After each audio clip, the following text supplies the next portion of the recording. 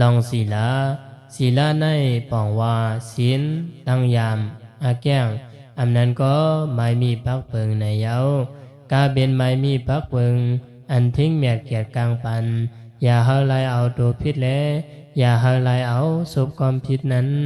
ไลว่าเป็นศีลดังบทเดียวมืออยู่เศร้าจำก้นน้ำก้นลายในเมืองก้นไหนตาก้นหนึ่งก็เตะเป้าปลาไหลสุบแลตูอย่าเฮาถึงที่ไลพิษนั้นพระเป็นเจ้าเฮาตามไหวปันศีล5 เส้นยาว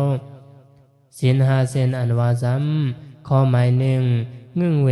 ลองคายแหมเปิ้นตายข้อหมาย2งึ่งเวลองลักล้อมโคของเปิ้น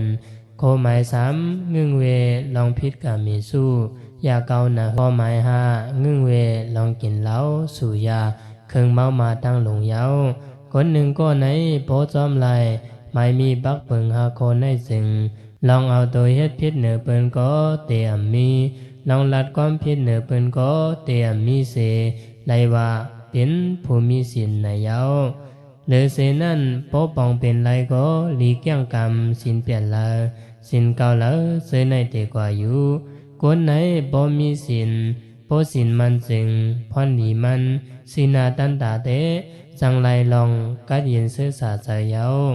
หรือเสนั่นพ้นสืบมันเตซ้ำจังไรลองมักมีคืนอยากกัดเย็นซื้อเสียงดีจังลือหลัง